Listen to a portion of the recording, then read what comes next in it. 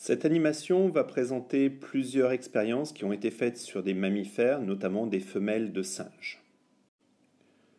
Tout d'abord, un petit rappel de l'organisation de l'appareil génital féminin, l'ovaire avec le follicule, la trompe de Fallope, le premier tiers de la trompe où se fera la fécondation, l'utérus avec son muscle, le myomètre, l'endomètre, la cavité utérine, le col de l'utérus et le vagin. Petit rappel sur le cycle classique de l'appareil génital féminin, de l'appareil reproducteur.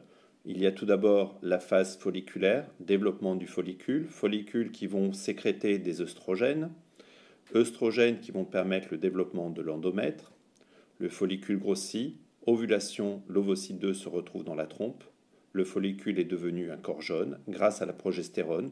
L'endomètre va alors se développer encore plus, on aura une vascularisation, cette progestérone bloquant également le muscle, le myomètre, et début d'un nouveau cycle s'il n'y a pas eu de fécondation avec les règles qui vont durer 4 à 5 jours, cela dépend bien entendu de la personne.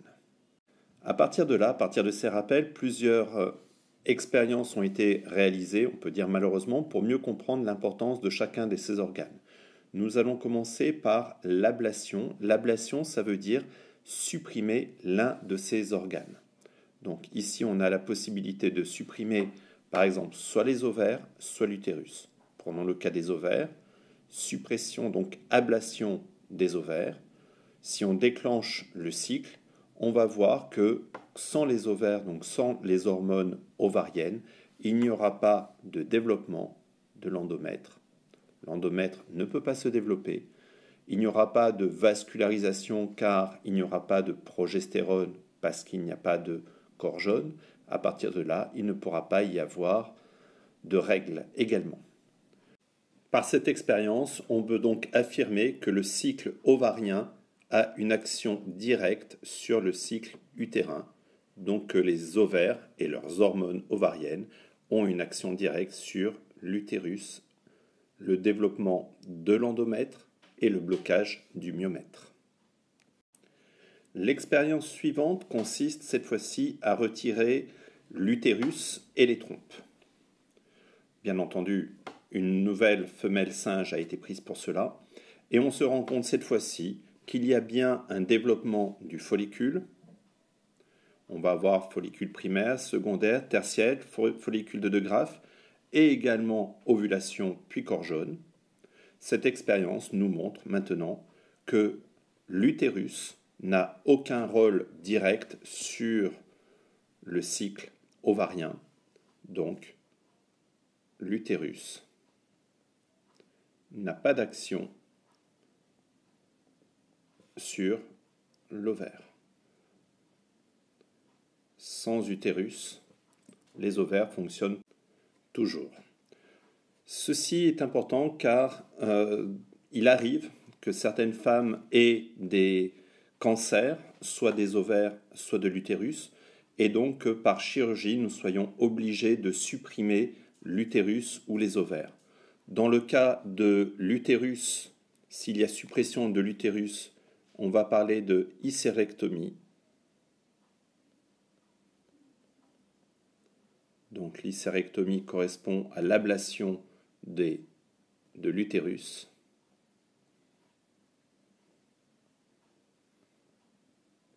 Tandis que l'ablation des ovaires s'appelle ovariectomie.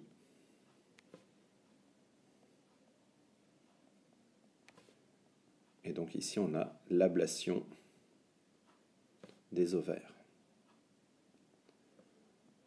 Dans le premier cas, dans le cas de l'ablation de l'utérus, le cycle ovarien persiste, mais bien entendu, comme il n'y a pas d'utérus, il n'y a pas de possibilité d'avoir un enfant. Et concernant l'ablation des ovaires, bien entendu, la femme ne peut plus produire d'ovocyte 2, par contre, son utérus peut être en parfait état, et il serait possible alors de lui faire une transplantation embryonnaire, même si la plupart du temps ce ne seraient pas des embryons issus de ces ovocytes. Poursuivons l'expérience. L'expérience va être poursuivie en faisant une ablation et une greffe, c'est-à-dire on va retirer un organe, l'ablation, et on va replanter, reposer un organe ou une partie de cet organe. Faisons l'ablation des ovaires et prenons de nouveaux ovaires que nous pourrons placer en dehors de leur emplacement original, par exemple sous la peau. On constate que grâce aux hormones FSH et LH, le follicule va se développer. Pic de LH, on va avoir ovulation, l'ovocyte va sortir, et donc on a bien les hormones ovariennes, les œstrogènes et la progestérone qui vont permettre à l'utérus de fonctionner. S'il n'y a pas eu de fécondation, il y a bien entendu les règles. Nous pouvons supprimer l'utérus, ajouter un fragment d'utérus, les ovaires sont en place. Grâce à la FSH et LH, le follicule se développe, on a des œstrogènes, donc l'endomètre va également se développer.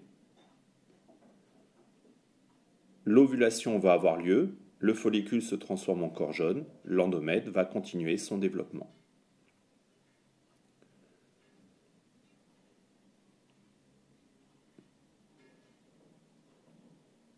Et s'il n'y a pas de fécondation, ce fragment d'endomètre va disparaître et on aura des règles.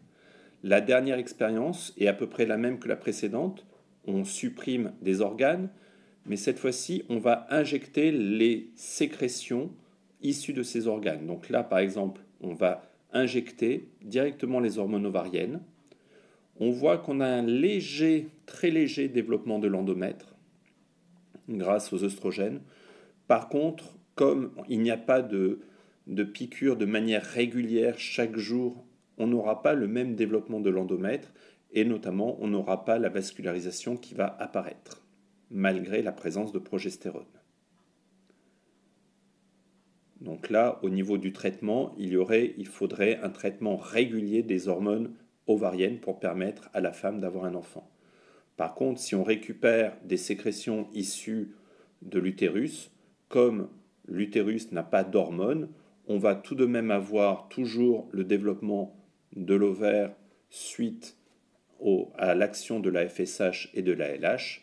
On aura avec la LH l'ovulation, mais ça ne fera rien d'autre parce qu'il n'y a pas d'utérus, donc pas de possibilité pour la femme d'avoir un enfant. Ces différentes expériences nous ont permis de démontrer l'importance donc de l'ovaire et des hormones ovariennes sur l'utérus, donc du cycle ovarien sur l'utérus. Par contre, le cycle de l'utérus n'a aucune action sur le cycle de l'ovaire. Il faut bien entendu jamais oublier les deux autres hormones, l'hormone qui stimule le développement des follicules, l'hormone et son augmentation brutale vers le 12e, 13e jour qui va provoquer l'ovulation et la sortie de l'ovocyte, ces deux hormones étant les hormones issues de l'hypophyse.